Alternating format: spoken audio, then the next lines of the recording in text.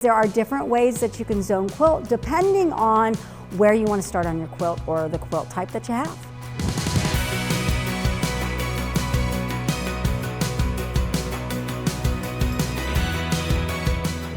Have you been wanting a machine quilting frame but just don't have a lot of space?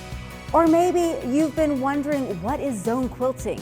Hi, I'm Angelique, and in today's product support video, I'm going to be talking all about hoop framing and zone quilting. We have 4 different machine hoop style frames to choose from. We have our beginner friendly mini quilter. We have the Cutie tabletop frame. We have the Evolution hoop frame, and we have our Q-Zone hoop frame. I'm going to be working on the Q-Zone hoop frame, but pretty much everything that I show you works on all of our hoop frames.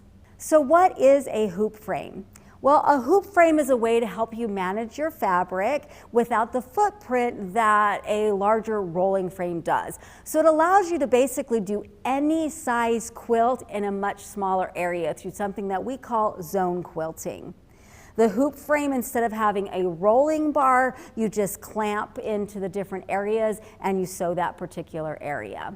As such, there are some different ways that you want to prepare your quilt sandwich. So let's move over to the table and talk about that now. Making a quilt sandwich for a hoop frame is pretty much the same regardless of the size of your frame or the size of your quilt. If you want to know more about all of the steps of putting a quilt sandwich together, please check out the video on the Mini Quilter Part 2 where I do talk about making your quilt sandwich for loading. The only difference is that if you have a larger style frame like the Q-Zone I'm using or the Evolution, we recommend 10 inches instead of 8 inches of extra batting and backing. I always like to start with pin basting, which I do show in that video as well, and then I often like to sew baste. And that's actually what I did here, which I have pre-prepared. After I pin basted and got everything together, I took it to my little Rebel and I just made sure to sew really close to the edge all the way along the top. It's just going to make it easier for me when I go to take it to the frame. And you can sew down the sides as well. I did one side, but I find that this is usually an area I'm going to have to unpick pretty quickly into the process. So most of the time I will just sew the top and just pin baste the sides because I know I'm going to have to smooth this out as I go.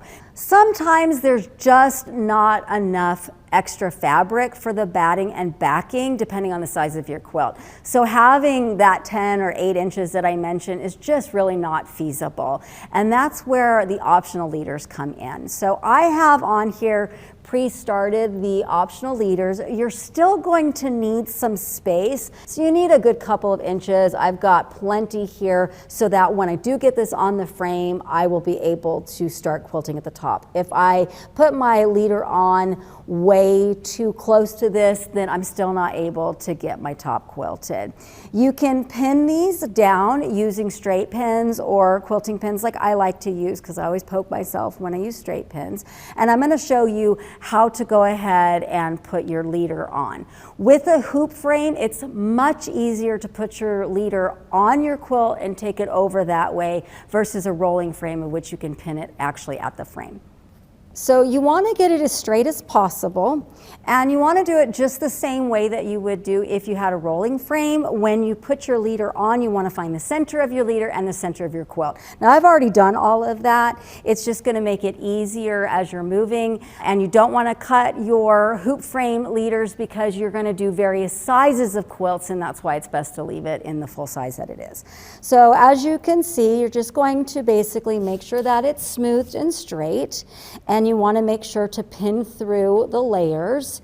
For this one, I just have the backing. It will be fine, but if you had your layer of batting all the way to the top there, then you would also add that. And you're just every few inches going to add your pin.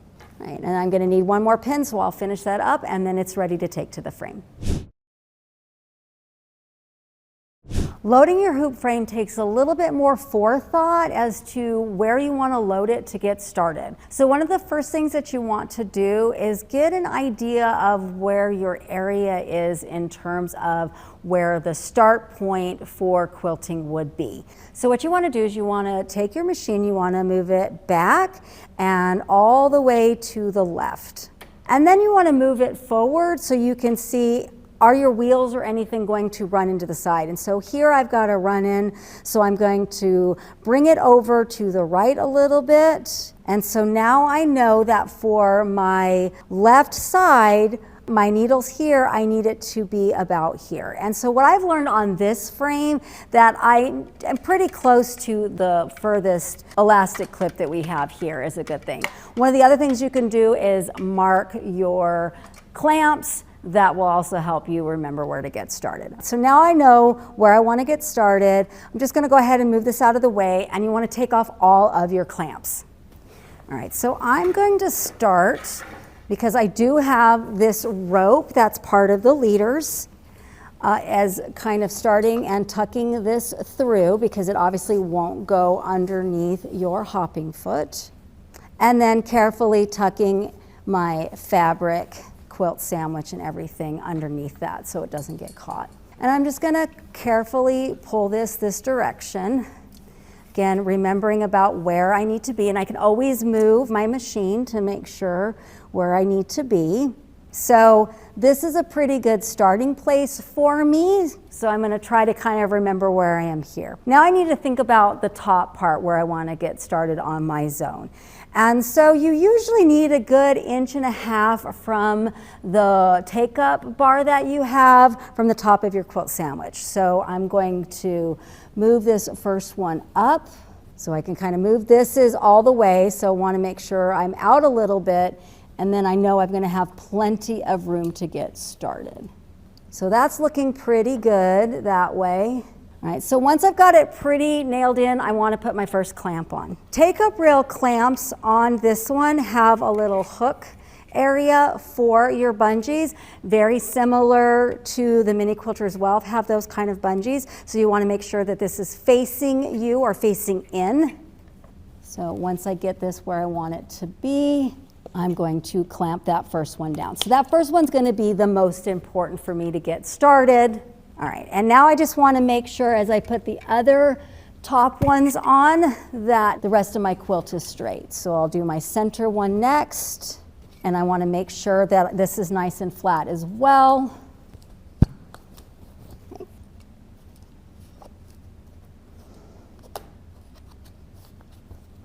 All right, so that's pretty good. So now I want to roll up the excess. In this case, my excess is going to be my leader. So I'm going to just move my machine a little bit forward to get it out of the way. And the rope in here is just going to help you roll this. And I can just set that to the side.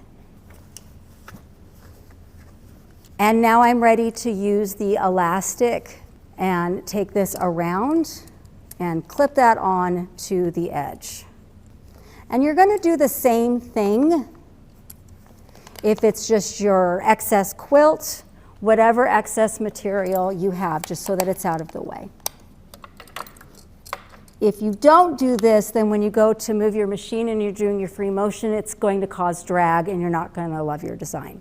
Another thing with these is they come with these little plastic parts here so that you can tuck the straps out of your way, because you don't want to cause these to drag as well. So that's one way you can do those. I find that a little time consuming. I just don't have the best luck. So I like to use our little mini clips. This is a faster little cheat where I can just tuck these up, because really all I want to do is just keep them from getting caught underneath, and it'll give a little bit more support to my roll.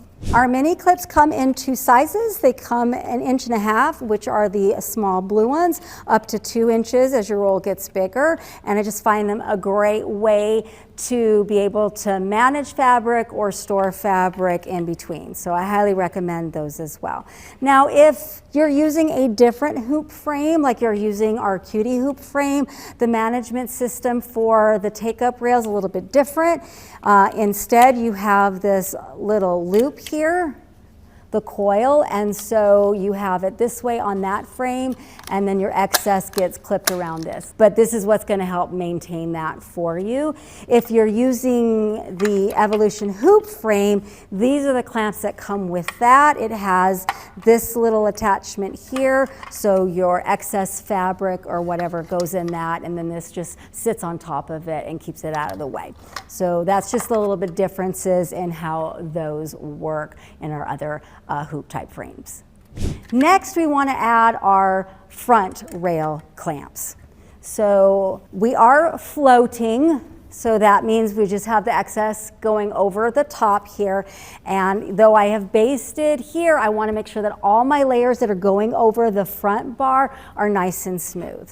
So I can reach underneath and just make sure that my backing is smooth, and then I'll just move my machine out of the way, and I'm just going to use this to get my top nice and smooth as well, and then I'm just going to clamp down. Notice that I'm pulling a little bit, and I'm feeling to make sure everything is nice. And if I want a little extra, I could also use one of those clamps right there for the space that's in the center. Next, I want to put on my side clamps. So on this side, I have plenty of excess, so I'm going to pull this down a little bit. Again, make sure that it's nice and smooth, and clamp that on.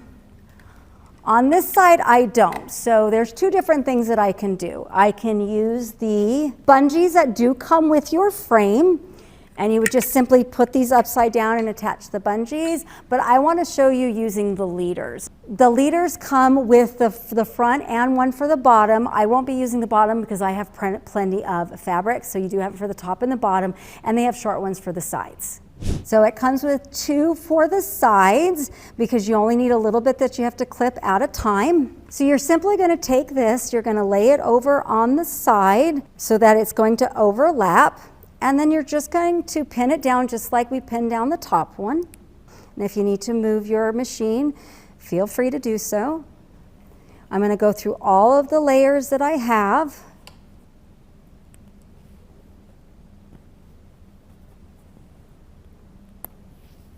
And so if this was a part of your quilt, you would just drape this over and clamp that down. So we're just going to clamp that down. All right. I like to peek. I'm a peeker. So I will peek underneath and just make sure that everything is nice and straight. And if I do need to do a few little pulls, I can. And I also want to check my tension. We are not making a trampoline, right? So that's something that when you're doing a hoop style frame, it's not going to be as tight as a rolling frame. You need that little bit of give in there, and so there's a couple things you can do.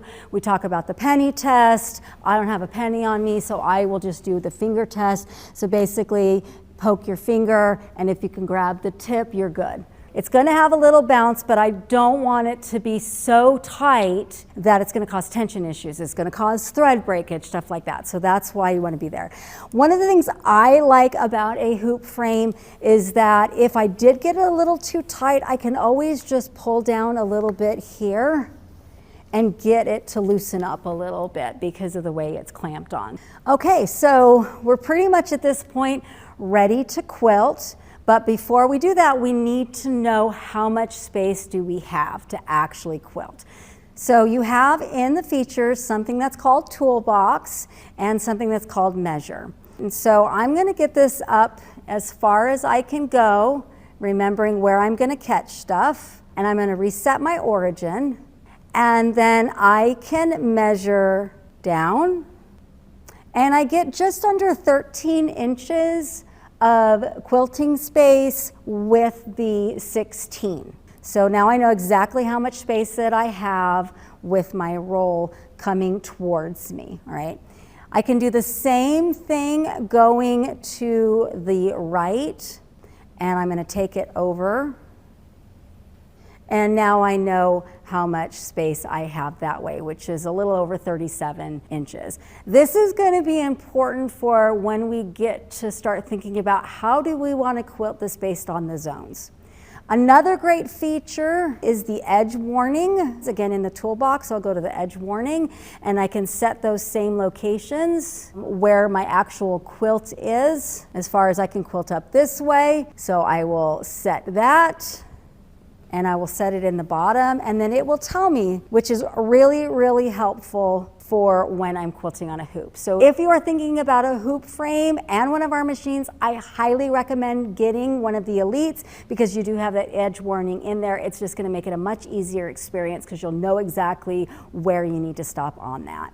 Maybe you're not quite ready for that. You're like, I have a domestic machine I want to use. It has a throat space of at least 8 inches. How can I do that if I don't have that feature? Well, you just have your measuring tape and you would do the same thing, find out where your edges are and get an idea. Like I said, you can mark on your different places with some tape or a pen, it's yours, and then you'll know exactly, okay, this is where I need to stop. So that's getting it all loaded. Let's go to the table and I want to show you some diagrams on zone quilting because there are different ways that you can zone quilt depending on where you want to start on your quilt or the quilt type that you have. Now we want to talk about how many zones that we're going to need probably to quilt this, and to do that we're going to need to know the size of our quilt. So the quilt I've made today is 57 inches in width to about 67 inches in length. So when I took the quilt area size that I had and divided that in, it's going to take me about 10 zones in order to quilt this. So let me show you some diagrams of some different suggestions for how you would do zone quilting depending on the type of designs or the type of quilt that you have. So our first one here is if we're doing an all over meandering type of design. So this is how I've loaded the quilt. So our first zone here, the top left, I'm going to have a larger quilting area for my first zone than my second zone because that's what's going to be left over. So I would start quilting over here and then I could go to B. And then C is going to be the next row that I have to quilt. I can leave my needle down, move it up, and then I can quilt going back through D. And then again, same thing as I go to E, leave my needle down, move my quilt up, and quilt here. And then of course, every time I get to one of these lines, I'm shifting the quilt left or right. And we're going to show you actually how to do that. The next one is an idea if you're doing something like a pantograph where you're going to be starting from the left every time. Or maybe you're doing like horizontal lines where it's just better for the machine if you work from left to right. So again, we load here in A where we have our longer space.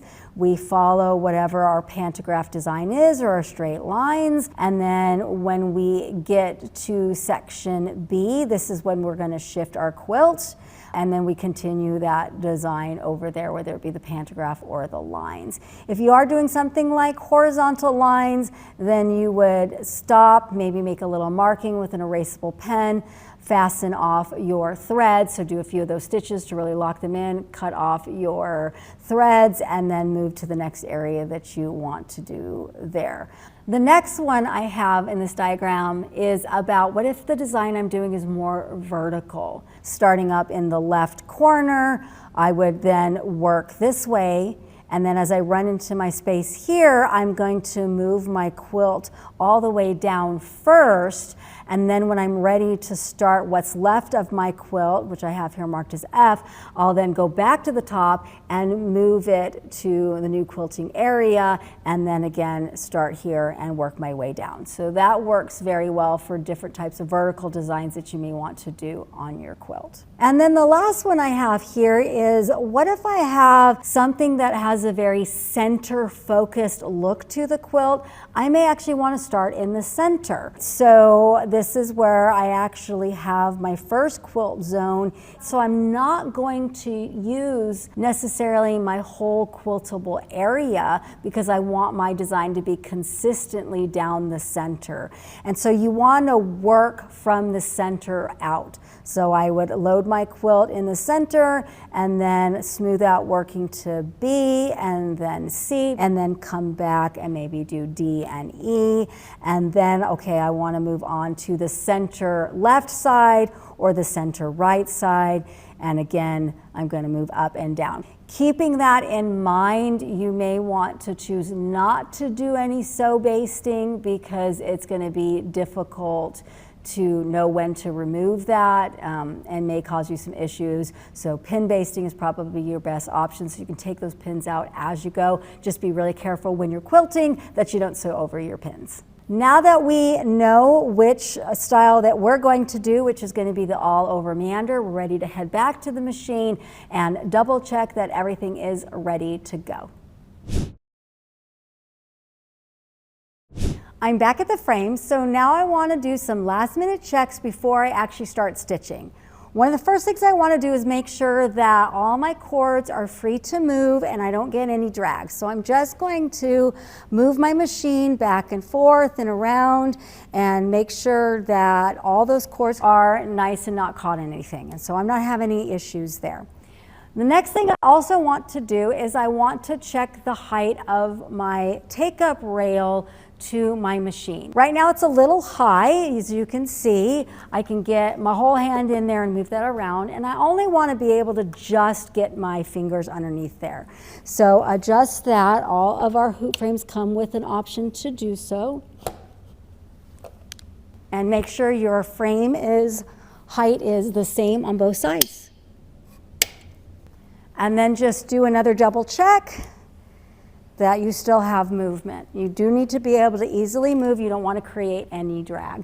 If you are using a ruler base, you'd have to have a little bit higher for the ruler base. So those are just some things to think about when you set your height. If you're using a domestic machine, you want to make sure your feed dogs are down and that you have also made sure that your foot is down, or you're going to get issues with tension. So when you are ready to get started, you are going to bring up your bobbin.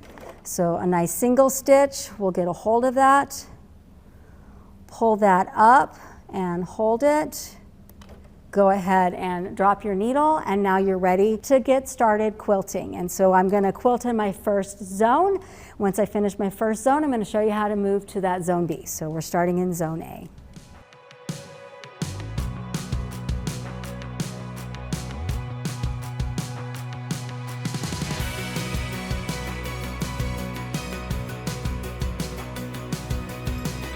I basically have finished zone A. I'm now ready to move to zone B. So we're going to leave the needle down and we're just going to move our quilt this way. The best way to do that is we're going to remove the side and front clamps. We're going to remove our minis here from the back, and we are going to undo all of our elastic, and then we are going to remove the first two, leaving the other one down. Okay, so this is going to help us maintain our straightness, and we're going to carefully pull our quilt. We don't want to be too rough with it because we don't want to damage the needle, but this is going to help us get right where we were. Can move just a smidgen more, and pretty confident that what's left here is easily going to be in my quiltable area. Now I'm going to go ahead and put my back clips back on, roll up my excess, tuck in my straps or use my mini clips. We then do the front, and we'll add our leader to the other side, and we're ready to get started again. Now when I get started, after moving it, I like to let it take a couple of stitches.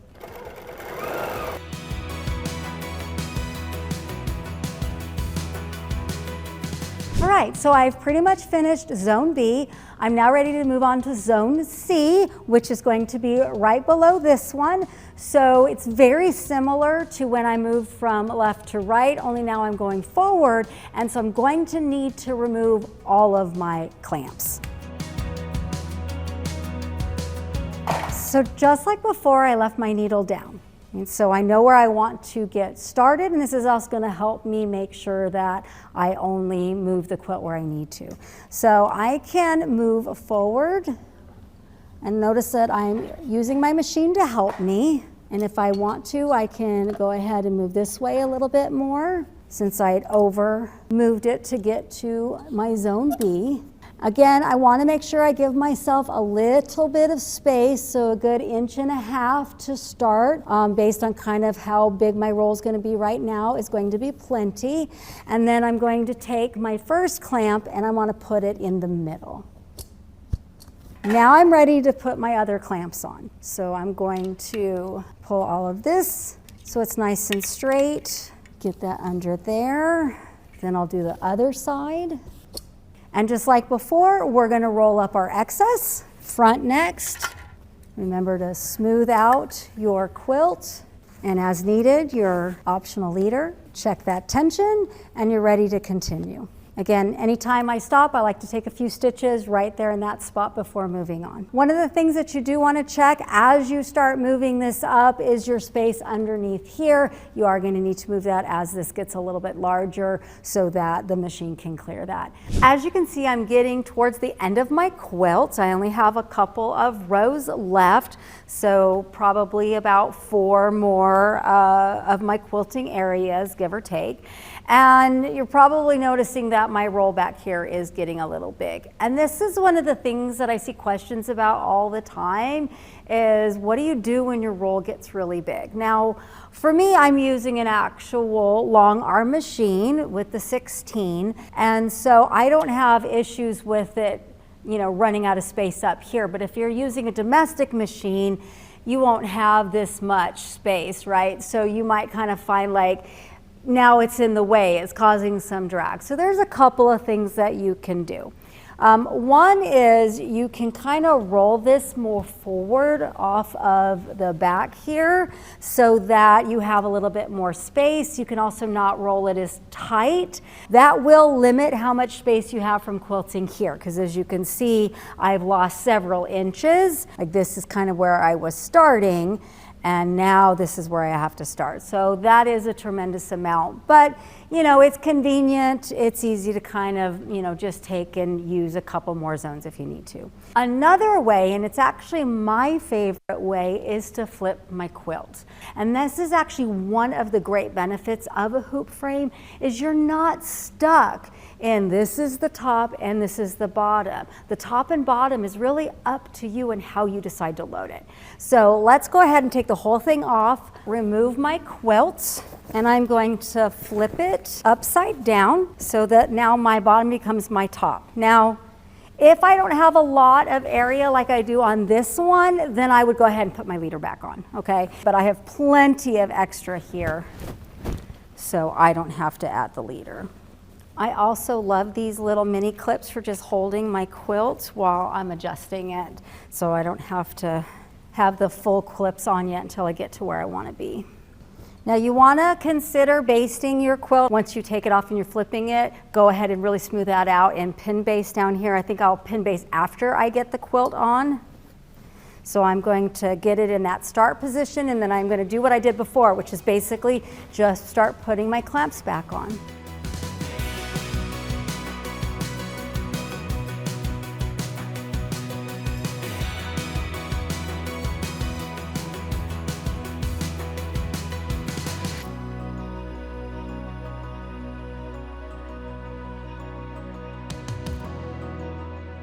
Now that I'm basted, I'm ready to get back to doing my design. Now, some designs may be a little bit trickier to do upside down, so I would definitely practice them. If you're doing something like a pantograph, you can always flip your pantograph upside down. And so it'll just be what you were doing before, but from the other side. So it'll come out just fine. But this is just a nice, easy way. Keep your quilting area, keep the excess out, especially with more complicated designs like the borders, and you'll get right back to it with no problems, and you'll get your quilts done in the small footprint that you have. I hope you've enjoyed this video on hoop framing and you've gotten some of the questions you've had about hooping or zone quilting. If not, feel free to throw some of those questions in the comments below this video.